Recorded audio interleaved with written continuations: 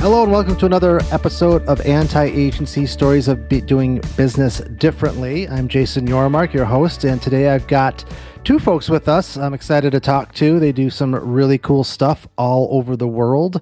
We're going to dive into that. We've got Austin and Monica Mangelson from A&M Digital Design. Welcome to the show. Thank you so much. It's good to be here. Awesome. So why don't you both tell me a little bit about yourself, your story, what you're doing, and we'll go from there. Yeah, of course. So our business journey started in, of course, the pandemic. I feel like that's the same story for a lot of people. Austin and I actually had jobs with the Peace Corps, and we were getting ready to head out to Mozambique, Africa. And then 2 weeks before we left, everything shut down. And so when it shut down, we didn't have a house, we didn't have a car, our car, we ended up being able to keep our car, but we didn't have jobs. We didn't have anything going for us. So that's when that was kind of the kick in the butt we needed to start a business. Since then, we've been designing websites and brands and traveling around the world. So did you have that experience in terms of designing websites and brands previous to launching this business? And where did that experience kind of come from? That was all we kind of learned along the way, honestly. We did not have any previous experience in graphic design or web design or anything. Monica especially had always wanted to start a business. And so that was, like she said, kind of the kick in the butt to get it started. And we started as virtual assistants. And so we worked with kind of under the direction of other business owners for a while before we felt like we were comfortable enough and had a grip on things enough to jump into it our own. So that's kind of where our background and our learning and education came from before we started our own design business. Okay. So you guys started this business. What were some of the biggest challenges that came with, starting a business and getting some momentum that could create, a sustainable income for you and your life? Yeah, there were a lot. Neither one of us come from families who have run businesses, or that was never on the table for anyone we knew. I think one of our biggest hurdles with that was just a mindset that we can actually run a business and we can be successful in it. And then, of course, pricing, I feel like, is that really hard thing that everyone struggles with over and over again. So I feel like those were two of our biggest hurdles. Yeah, I think there's a big learning curve. Because of that reason, we didn't have any personal or familial background with entrepreneurship. And so there's a big learning curve, not just in the industry that we're jumping into, but running a business in general. And then with both of us going into it, there's a balance of interest and what business do we want to start that we're both happy with, that we both enjoy doing. But with lots of really good, deep conversations between the two of us, lots of YouTube, lots of online courses that we've purchased, we've been able to get the education that we need and align our interests and align our skills so that we now have a business that we both enjoy, that we both feel like we can divvy up the responsibilities in a way that matches our skill set. And that allows us to run the business and create an income that we both that can work for both of us. Gotcha. How long have you guys had the business now? How long have you been in business? So we officially launched it as a website and branding business in November of 2021, so last year. But then we were working as virtual assistants since 2020, I think springtime-ish, summertime. Gotcha. So you guys are, relatively, new into the business in terms of the history of it. How have you gotten clients? When I think about when I started my agency, that's always the big challenge, right? Is, cart before the horse. People want to see that you have this portfolio and all this experience, but how, you need to get that to, to win it. So what's been kind of some of the strategies that you've had to kind of get clientele for the business? Yeah. So specifically talking about when we relaunched as web design and branding, we went to all of our family members who either had some kind of business dream or had my brother started a nonprofit. So we went to all of them and we designed their websites for free to start getting a portfolio, to start understanding what we were doing. And then from there, it's just been word of mouth mostly. We've also done a lot of Facebook networking. And so we've gotten a lot of clients from Facebook as well. Gotcha. Are there particular industries that you've kind of fallen into more so than others over the first couple months of the business? This is probably one of the funniest parts of our business is with all the clients that we've ended up having so far, we have not had a client in the same industry as another. We've worked with clients in the pet industry. We've worked with clients in health and wellness. We've worked with clients in real estate and therapy and coaching and music education. And so it's been kind of fun to get a kind of a broad spectrum of different industries and different types of work. So our niches that we're working on is kind of narrowed down towards the type of person. And specifically, we like working with couples and people who are running a business together. And so that's kind of been the niche that we're trying to hone in on rather than the specific industry that they work in. Interesting. Yeah, no, that's really smart. I never, anytime a business kind of picks a really specific lane, I think they're setting themselves up for success. Because I think a lot of business owners, new and old, kind of get scared by the idea of kind of going too narrow, because they're like, oh, well then, we're not, we're saying no to all these things. Yeah. But what you just said is really interesting. Like, I mean, I don't know the numbers around how many couples there are that start businesses, but I'm pretty sure there aren't any that I've ever heard of that have a business that focuses on targeting that situation, which I'm sure has its own unique challenges. So that's a really cool angle to take that I had never really thought of. So it would be interesting to see how that plays out for you. But what I'm really interested in talking about today is this whole idea of, running a business and living in multiple places. Our agency has folks that do that. You guys are obviously nomads. You not in the same place for, extended periods of time. So that inherently brings lots of challenges, I think, to running a business. But I think that more and more people are living that type of lifestyle. So I think I'd love to hear a little bit more about how you run a business when your address changes pretty frequently. What are the challenges that come with that, and what are the perks and advantages to it? First of all, this is Monica's dream come true, to be moving around and working online and have the freedom to live in different places. It's her dream come true. I'm along for the ride and I'm enjoying it. I don't know what came to your mind at first, Monica, but when you talked about the change in address, that has sparked, that's, it's one of those things that you don't really think about being that big of an issue, but it's been a big challenge because with our situation, we're saving up to buy a home, but we don't have a home right now. And so what we've been doing is we've been exchanging house projects for friends and family who let us live at their house. And so we'll be moving between Oregon, which is where we're at right now. Sometimes we are in Idaho. Sometimes we're in California or Utah. And so we've had to figure out which address to use for which situation, like when we register our business or when, I don't know why different examples aren't coming to mind, but there's different scenarios that you need to place your address for. And then it, not having a specific address that's our homestead makes that a little bit challenging. Yeah, if you were to look at like our recent purchases, it's all over the place. So like our car registration and my license is in Washington State. Austin's is in California. Our insurance, our medical insurance is in Utah. Our business is in Wisconsin? Wyoming. There you go. Our business is registered in Wyoming. So, and then, we've lived in Guatemala. We've lived in all of those places. So it's a little bit chaotic on paper.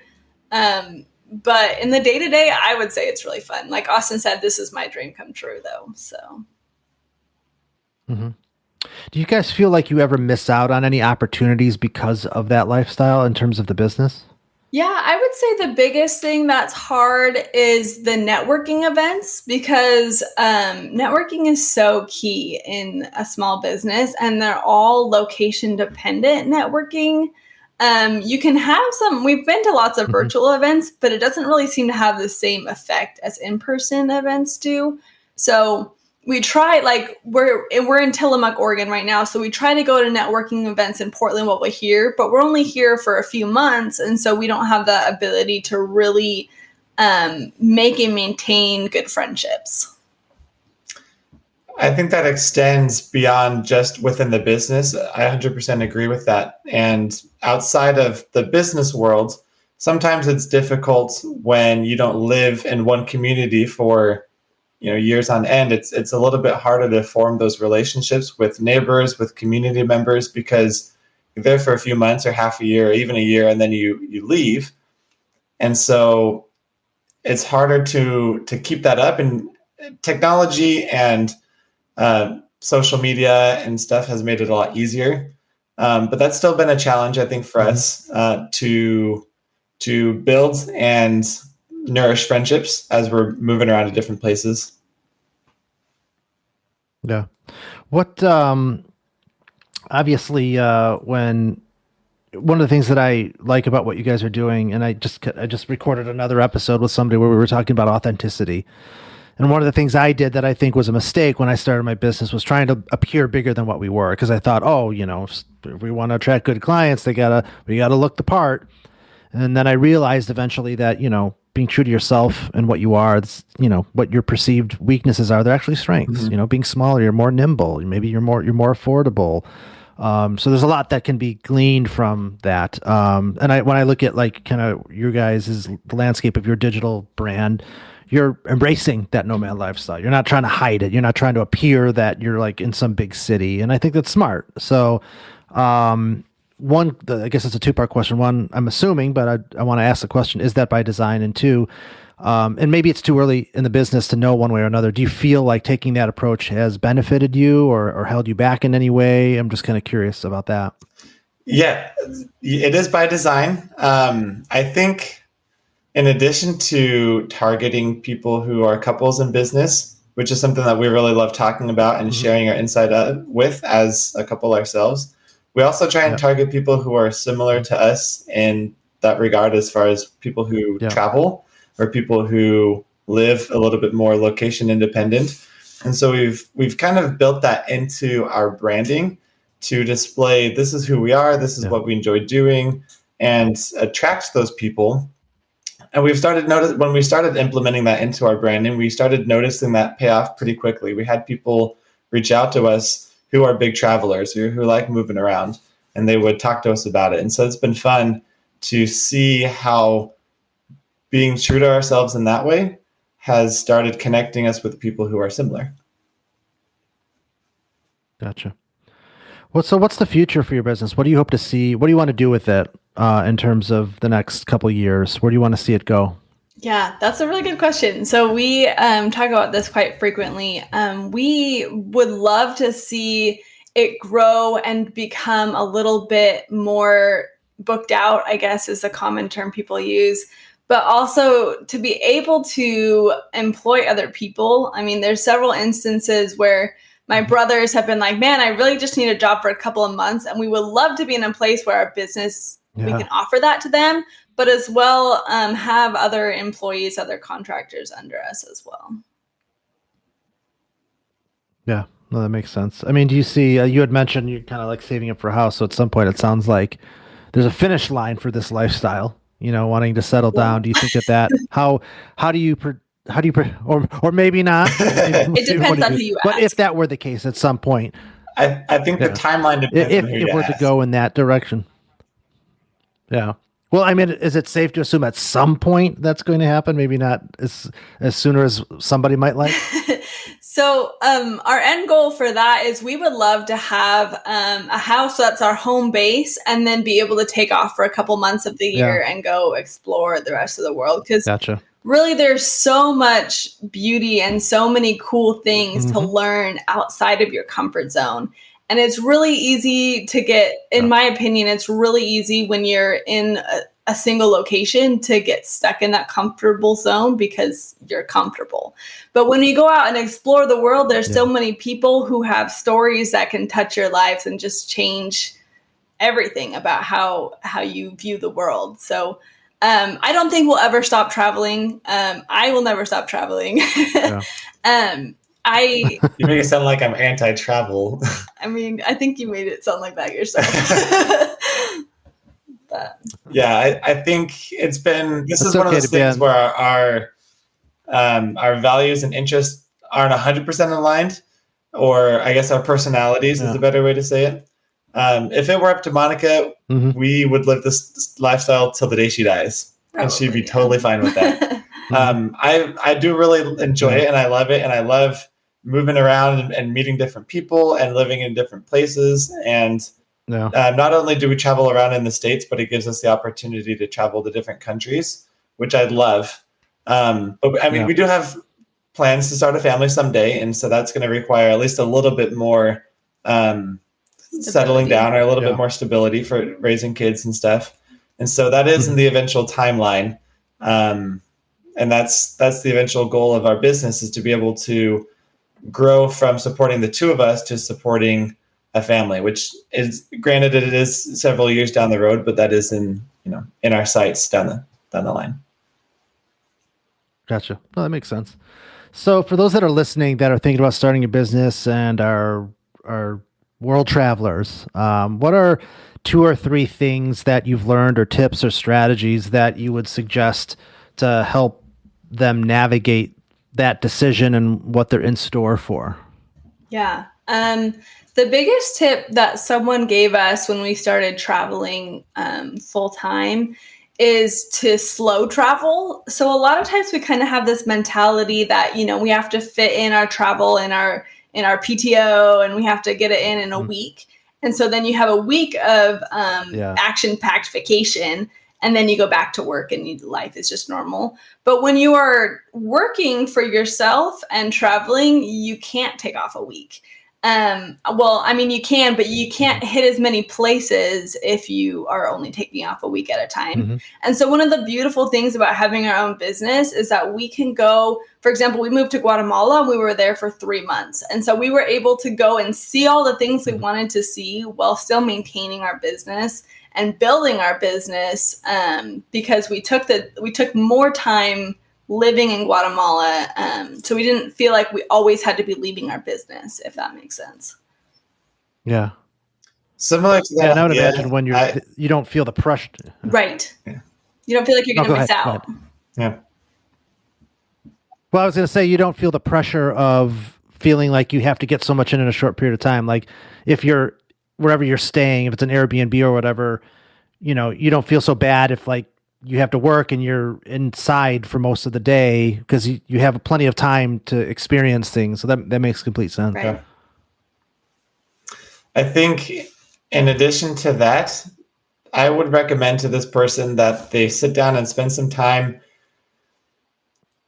in their own head, and evaluate their goals, their desires, kind of what they want their business to look like, apart from the other businesses that they're associating with, or apart from other businesses that they've seen, and really think to themselves, what do I want my business to look like? What do I want my life to look like? Because you started talking about this before. We have a tendency to try and make our businesses look like other people's, or look like what they actually aren't.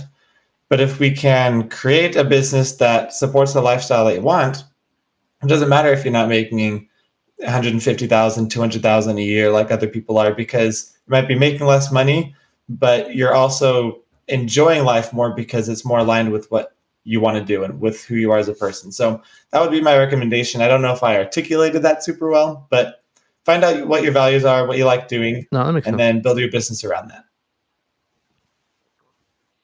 Gotcha. What are you guys most excited about when you think about where you're at right now and the next kind of evolution of your company? Oof. We're excited about a lot of things.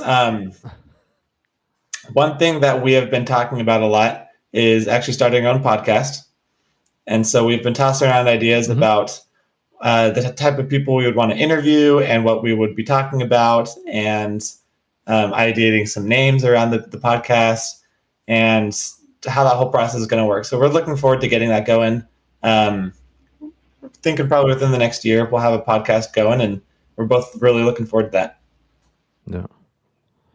Yeah, that makes sense. I mean, I think, and you're probably already thinking about this, and I don't know if one exists, but just having a podcast about, mobile business owners or business owners that travel, I think that would be, I'm guessing maybe there is something like that, but I mean, that would practically, it would be effortless because all you'd be doing is really talking about what you're experiencing. And certainly there's an audience for that. So that'd be pretty cool.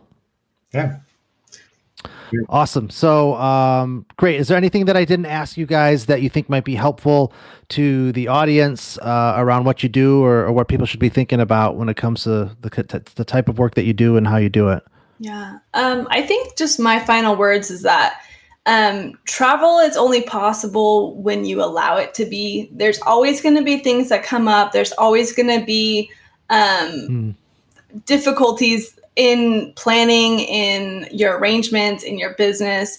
But if you make travel a priority, if you make your business a priority so that you can travel, you can totally do it. It's totally possible. And there's a whole world waiting for you. It's so fun. Amen to that. Yeah, that's great. Awesome. Well, where can people find you to learn more about your travels, your adventures, your business life, all that good stuff? We are on Instagram quite a bit. Our handle is at A&M Digital Design. Or you can visit our website, which is also ANMDigitalDesign.com.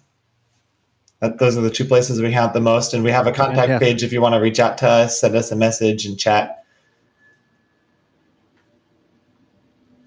Excellent. We will make sure that we get those in the notes. Thank you guys so much for carving out some time in your busy but awesome mobile life. But thanks for carving out time to be on the show today. Thank you, Jason. It's been super good. It's been a good chat. You got it. Awesome.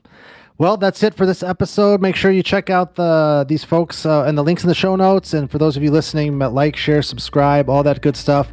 We will catch you at the next episode of Anti-Agency Stories of Doing Business Differently.